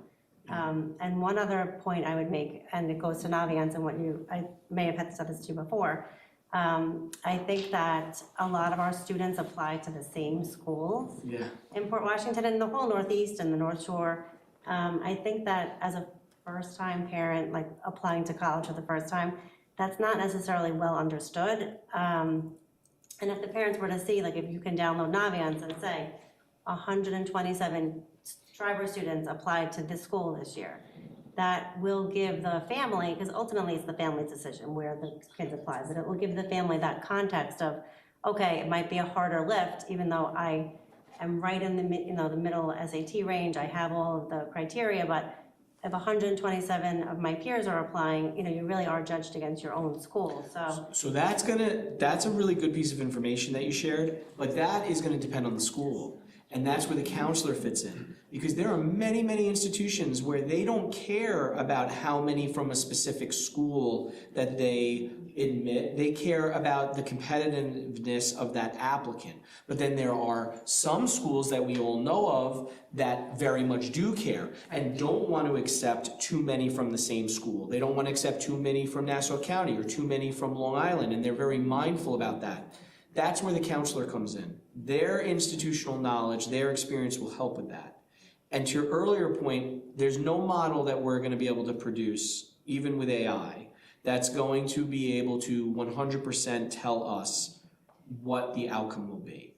Our goal, I would love for it to be, in predicting the future, but in reality what it is, it's to shrink the likelihood of our student being denied and having a negative experience. So we want our students to be accepted. So what we're gonna do is play the odds and look at schools that are gonna give them the highest likelihood of being accepted that fit within their range and explore that. Also considering all the other factors that matter that we've talked about, price, distance from home, all that stuff. No problem. Hi, thank you. This is a great presentation, really appreciate it. I'm curious in your conversations with admissions officers, whether there's any kind of color given to the type of student that they're looking for. For example, as Denise was referencing, are they, as they're putting together their class, are they looking for experts in particular areas or a jack of all trades, or if they give you any, because I think in the past colleges were interested in the more well-rounded student, and you get the feeling these days that they're looking for kids with spikes, as they say. Yep. And then as an extension of that, is there anything that goes into the counseling process when they are freshmen and sophomores to kind of help guide them? Because I think Schreiber offers so many wonderful things. The kids get involved in lots of different things, but it's easy to become a well-rounded jack of all trades, master of none. And so I'm just wondering whether the counselors play a role in guiding the students towards a particular area of focus.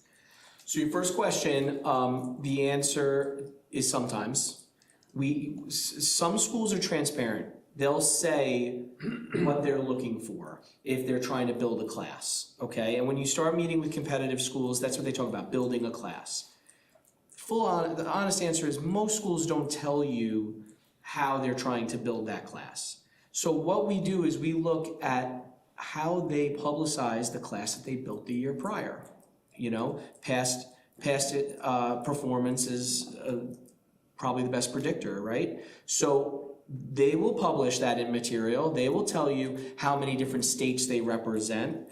They'll tell you the ethnicity breakdown. They'll tell you how many countries they took students from, how many valedictorians, or how many AP scholars. A lot of that stuff will become public.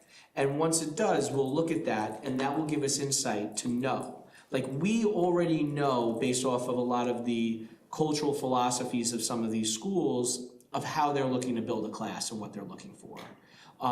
Those relationships help. So when we're able to have an individual conversation, we get much greater insight. That's how those relationships, we leverage them. But will a school frequently come out and say, here's what we're looking for, Justin? Outside of the most basic stuff that I can get on any website, no. But we do try to gather that as much of that insight as possible and look at what they've done in the past. And then to the second part of your question is, I think you're gonna see that our transition program for 9th grade next year, it's really gonna help support that. It's gonna get our students connected on Naviance earlier, it's gonna start conversations earlier, it's gonna build those relationships between our 9th graders and our counselors much sooner. It's not gonna be college, it's gonna be about post-secondary options, because in 9th grade, students should still be exploring what's best for them. They shouldn't be, pigeonholed into one outcome only.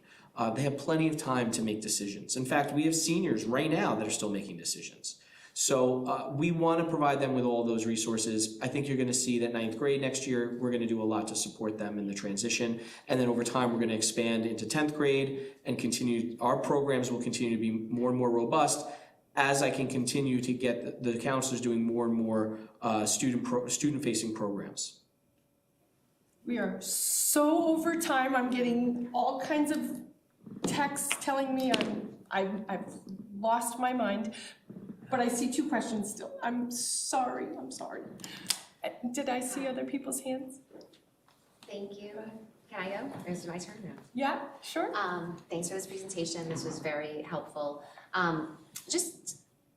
Taking off of what Liz was saying about developing and what you're talking about in developing the whole child and getting them ready for college. I guess one thing that I was thinking, not to add to your to-do list because you have very great ideas and things, that you're planning going forward, but I guess one area that I was thinking about that kids could use help, and maybe this falls into the purview of the counselors a little bit, or can, as time goes on, is summers and what teenagers do in the summer, and other if there are internships or college prep programs, and if there could be a database of that stuff to help guide, or even building off of the connections that we have in town with senior experiences, and seeing if there are internships that kids could take advantage of and make connections earlier to kind of help them see what they're interested in, develop experience in a particular field that they know they're interested in.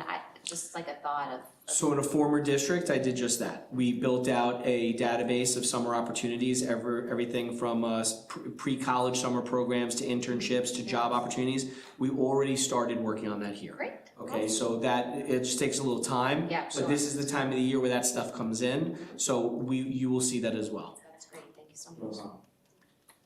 I think it's very fast. Okay. You said we have a gold award from College Board. Yeah.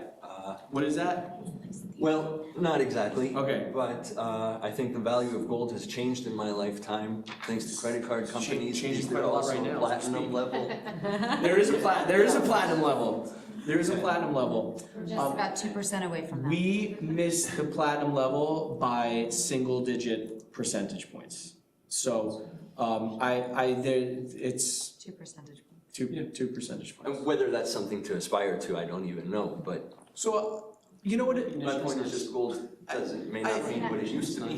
Can I jump in on this one? Of course you can. I am inserting myself into this one. So there's always a balance here. When we talk about the number of AP exams and AP courses that students are taking, we want them to take a number to be prepared for what's next. Should they be college bound, or at least to have the choice And whether or not they decide to go to college is a personal and a family decision.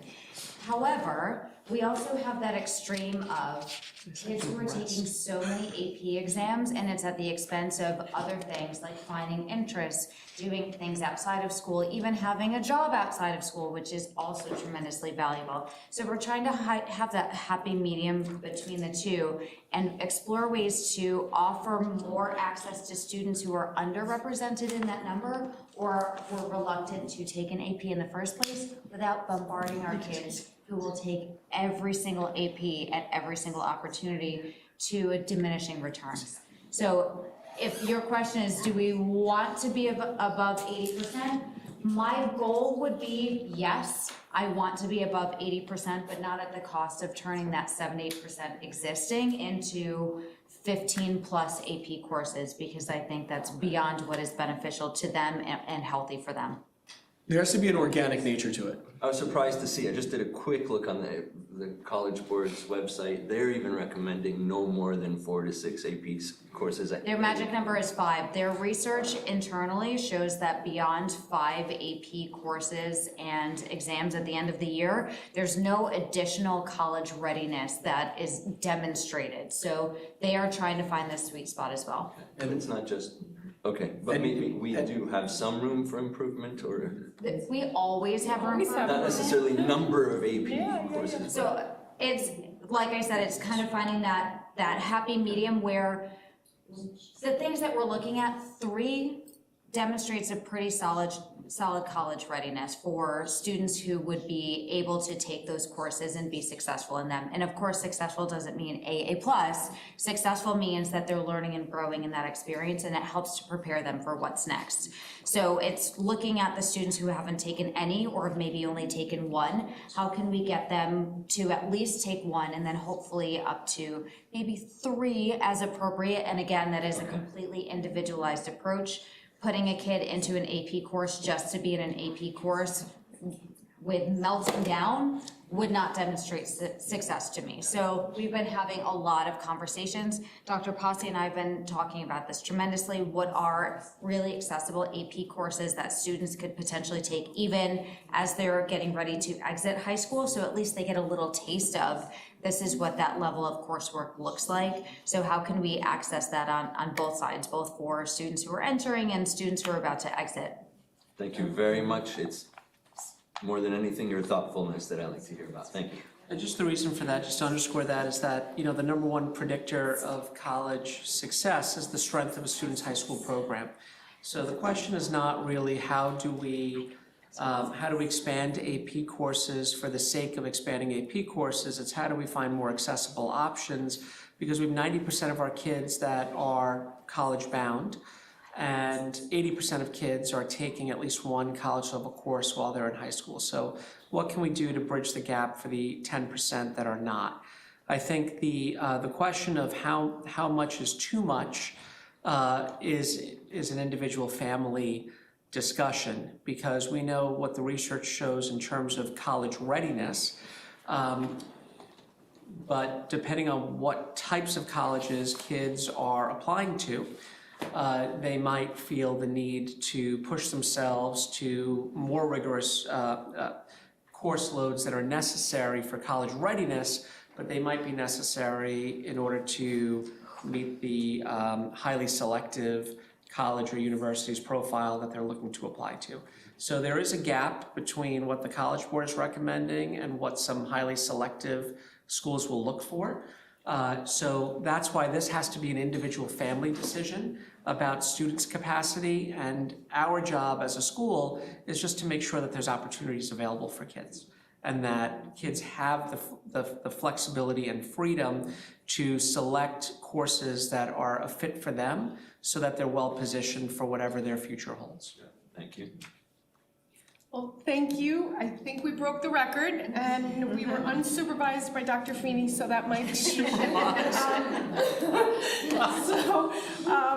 I appreciate everyone's time. Our next meeting is May 8th. We will be discussing building level equity teams. We're really looking forward to an update on that, and we hope you can join us then, and thank you again.